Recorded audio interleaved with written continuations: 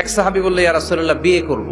বিশ্বনবী বললেন, হাল্লাকা সাদাক, ইয়ানি মাহর, do you have the ডোরি? তোমার কি মোহর আছে? কারণ বিয়ে করলে তো মোহর দেয়া লাগবে। সাহাবী বলে, মোহর টোহর কিছু নাই। কি আছে?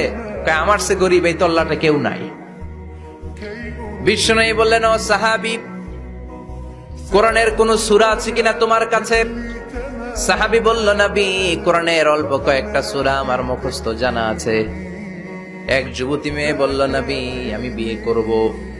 বিশ্বনবী বললেন, কোরআন জানো নাকি? যুবতী বলে, না, কোরআন আমি জানি না। বিশ্বনবী বললেন, আমার কাছে ভালো একখানা পাত্র আছে, বিয়ে পড়িয়ে দিলাম।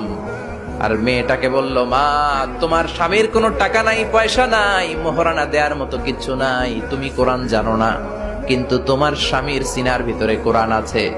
তোমার কোরআন জানা নাই, প্রতি রাতে তোমার স্বামী তোমাকে কোরআন শিখায়া দিবে, সূরাগুলো মুখস্থ করায়া দিবে।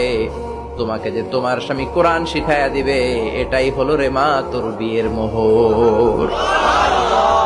স্বামী তোমার টিচার, সে তোমাকে কোরআন শিখায় দিবে, এটা তোমার বিয়ের মোহর। সহজ হয়ে গেল না?